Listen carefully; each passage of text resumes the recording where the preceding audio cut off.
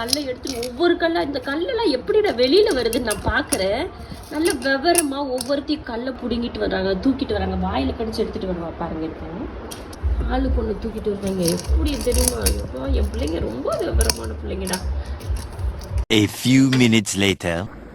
ஏய், என்னடா சத்தம் கேட்டுச்சிங்க? ஐயோ, அங்கே பாரு எப்படி உடச்சி விட்டுருக்கீங்க பாரு. இதை தூக்கிட்டு போய் அங்கிட்ட வெளியில் போய் மூடி வைடா. இங்கே பாருங்க, ஒரு பவுலையே தட்டி கொட்டி இந்த அம்மாவும் சேர்த்து தான் பாத்ரூம் மேட் எங்கே கிடக்குதுன்னு பாருங்க. எல்லாத்தையும் தனித்தனியாக பிரித்து எடுத்து எத்தனை மாசமா வச்சிருந்த பவுல் தெரியுமா? இப்படி போச்சு. போனா போயிரு, யாராவது பக்கத்தில் வந்துட்டீங்க அவ்வளோதான் உங்களுக்கு.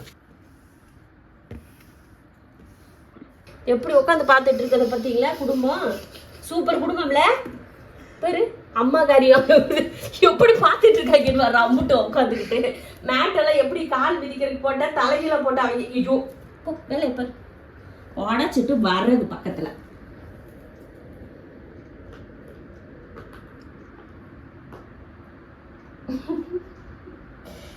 என்ன செய்யறது? சிரிக்கிறதா கோவப்படுறதானே தெரியல.